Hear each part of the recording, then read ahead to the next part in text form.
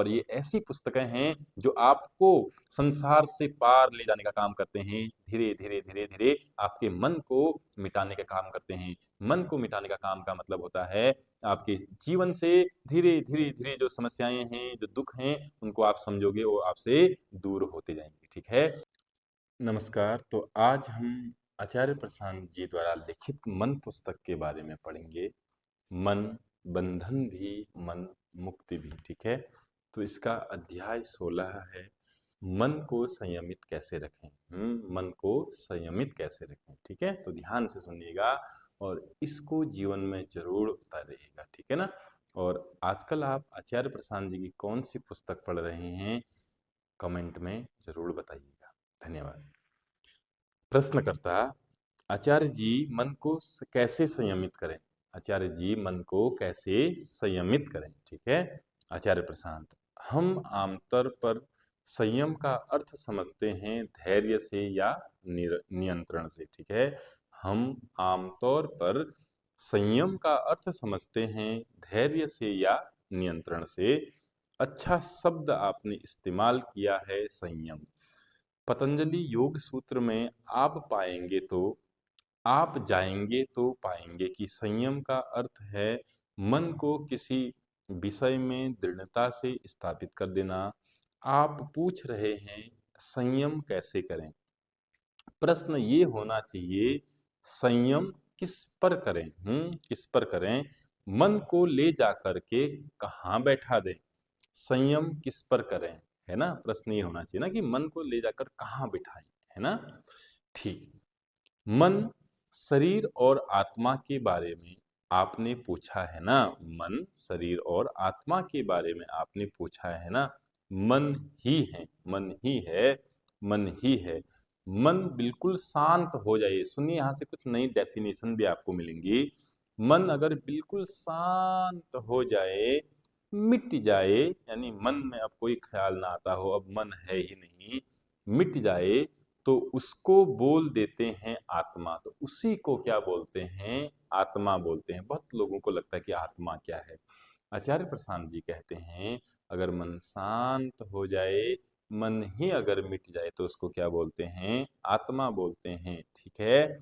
और मन विस्तार ले लें, अगर मन इधर उधर 10 जगह भटक रहा है, ठीक है, 5 इंद्रियों का सहारा ले लें, पांचों इंद्रियों का सहारा ले रहा है, एकदम फैल जाए, ये वो सो मेरा ये, है ना, होता है ना ऐसा, मोह माया, सहारा ले ले, एकदम फैल जाए, प्रकृति और संसार बन जाए, तो उसको कह देते हैं शरीर, और उसी को हम क्या बोलते हैं, शरीर बोलते हैं। ठीक है।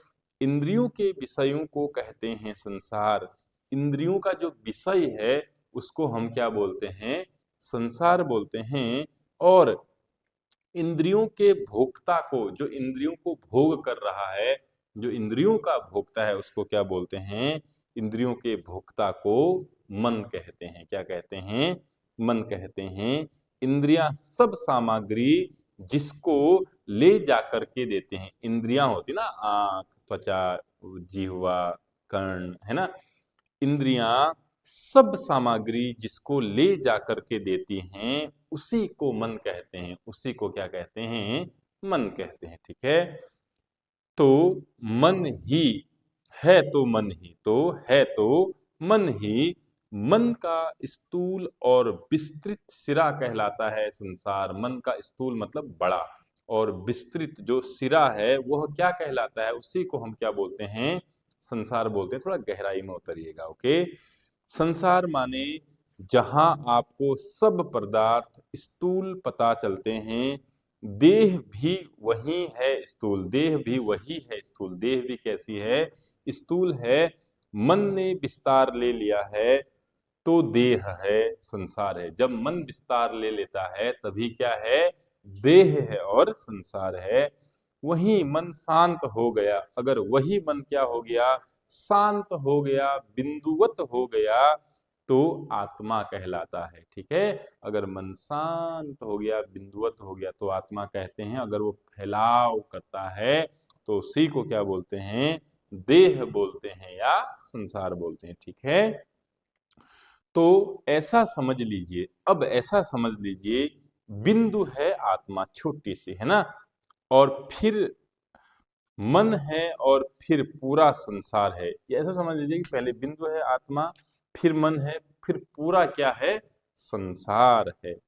समझ में आ रही है ना। सबसे नीचे क्या है, आत्मा यानी बिंदु मात्र, ओके। उससे ऊपर क्या है, मन, उससे ऊपर फिर उसका फैलाव यानी संसार है, ठीक है।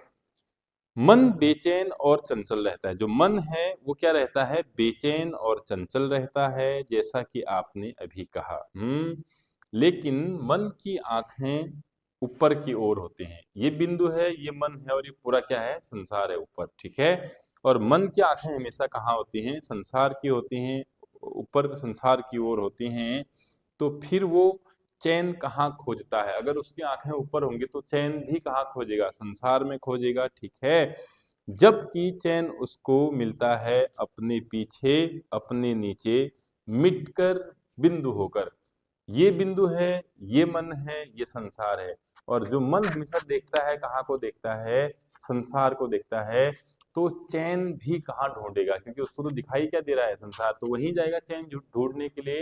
लेकिन याद रखना बच्चों, उसको चैन कभी दोस्तों, याद रखना दोस्तों, चैन उसको कभी भी बाहर संसार की तरफ नहीं मिलेगा, उस बिंदुवत, उस आत्मा में मिलेगा, उस एक बिंदु में मिलेगा। बात समझ में आ रही है, समझाने के लिए। बिंदु होकर, बिंदु हो जाना माने मिट जाना। बिंदु होने का मतलब यहाँ पर क्या है, मिट जाना, ठीक है। तो इसी से बताइए कि मन को किस पर संयमित करना चाहिए। अब बताइए, मन को बिंदु पर संयमित करें, या आत्मा पर संयमित करें, या फिर संसार पर संयमित करें। बताइए किस पर संयमित करना चाहिए। मन कहाँ जाकर बैठ जाए कि उसे शांति मिल जाएगी, बताइए।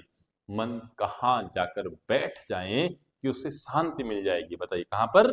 हाँ, आत्मा पर, बिंदु पर, ठीक है।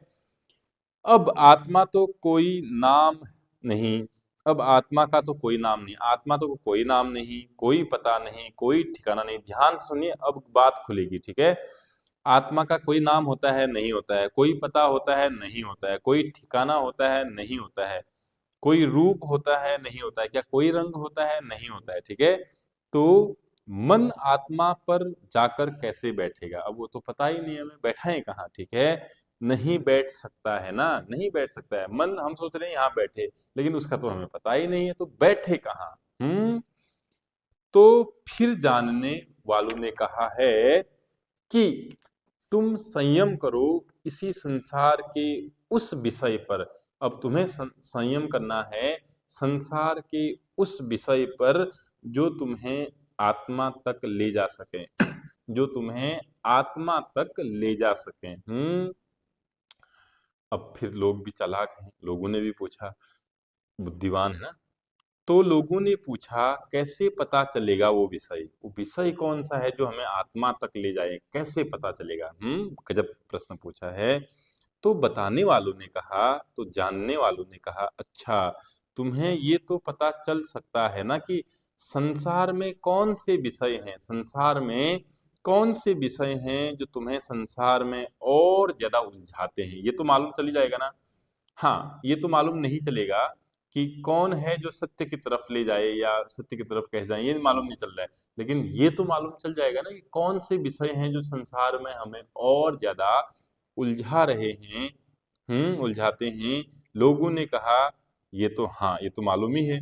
तो बोले उनको हटाओ, उनको हटाओ जो तुम्हें संसार में और, देखिए इसके लिए ईमानदारी चाहिए होती है, आत्म अवलोकन चाहिए होता है, तब मालूम चलता है कि कौन से विषय हैं जो हमें संसार में उलझा रहे हैं, ठीक है, संसार में उलझा रहे हैं, ठीक है।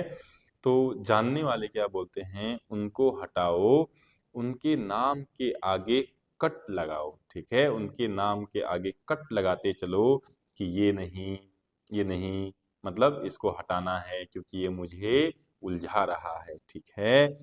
क्योंकि ये संसार का विषय है और इसकी तरफ जाओ, अगर तो ये संसार में ही और उलझाता है तो उसको क्या लगाना है, उस पर कट लगाते जाना है, ठीक है।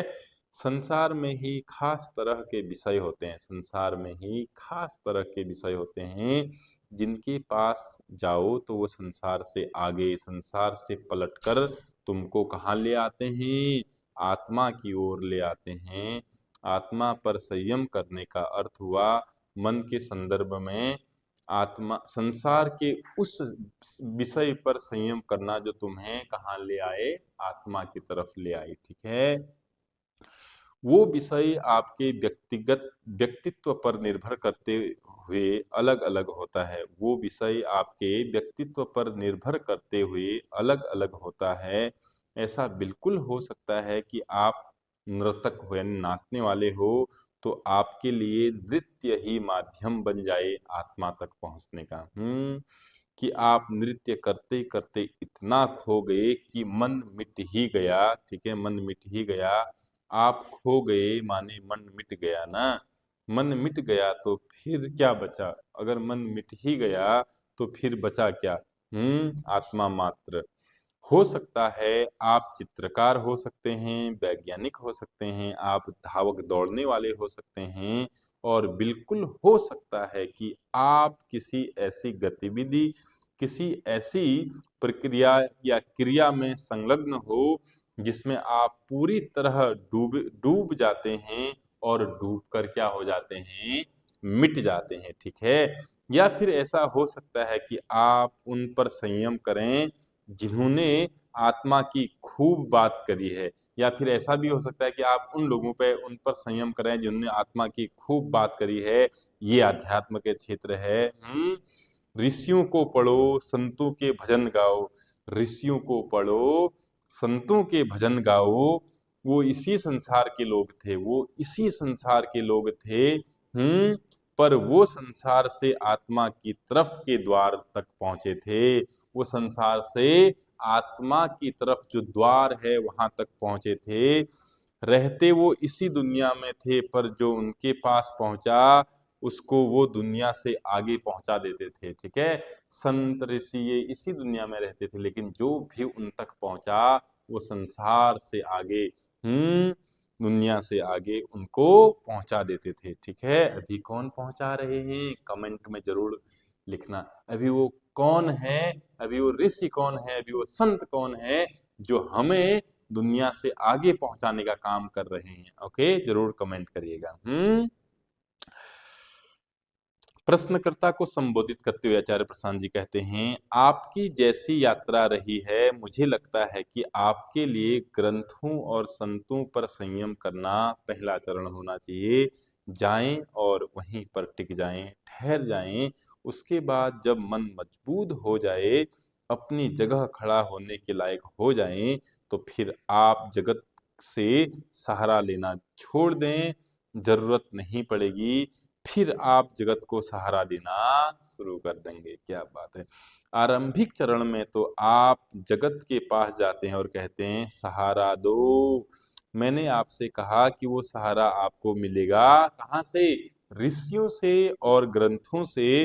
इन रूप में मिलेगा। और एक बार आपने उस पर अनुशासन के साथ संयम कर लिया तो उसके बाद आप दुनिया में सहारा मांगने नहीं जाएंगे, आप दुनिया को सहारा देने जाएंगे, ठीक है।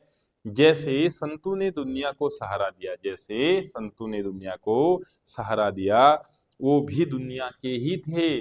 कहीं अलग से नहीं आए थे, वो भी दुनिया के थे, लेकिन वो दुनिया को सहारा दे गए। फिर भी उन्होंने दुनिया को सहारा दिया।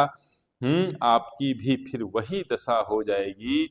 फिर आप बहुत तरीकों से दुनिया के लिए उपयोगी हो जाएंगे, वास्तविक उपयोगी हो जाएंगे। दुनिया के लोगों को फिर जगाने का काम करेंगे।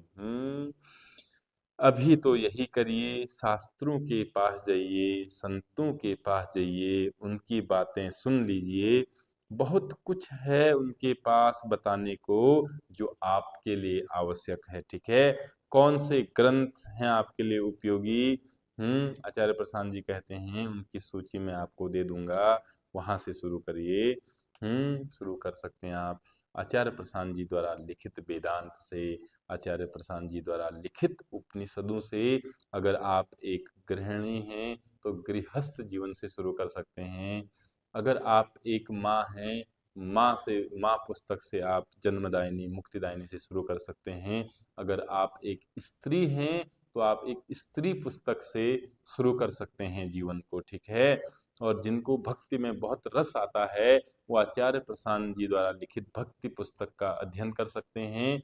और मैं कहूँगा अगर आप एक स्टूडेंट हैं, किसी चीज़ की तैयारी कर रहे हैं, आपकी शुरुआत होनी चाहिए आचार्य प्रशांत जी द्वारा लिखित विद्यार्थी पुस्तक से, ठीक है। और ये ऐसी पुस्तकें हैं जो आपको संसार से पार ले जाने का काम करते हैं। धीरे धीरे धीरे धीरे आपके मन को मिटाने का काम करते हैं। मन को मिटाने का काम का मतलब होता है आपके जीवन से धीरे धीरे धीरे जो समस्याएं हैं, जो दुख हैं, उनको आप समझोगे वो आपसे दूर होते जाएंगे, ठीक है। तो आप सभी से मेरा विनम्र निवेदन है कि मन पुस्तक जरूर पढ़ें, और जो मैंने अभी पुस्तक आपको बताए हैं उन पुस्तक को जरूर पढ़ें। और लास्ट में एक रिक्वेस्ट और है, आप आचार्य प्रशांत जी की आजकल कौन सी बुक पढ़ रहे हैं मुझे जरूर बताएं। धन्यवाद।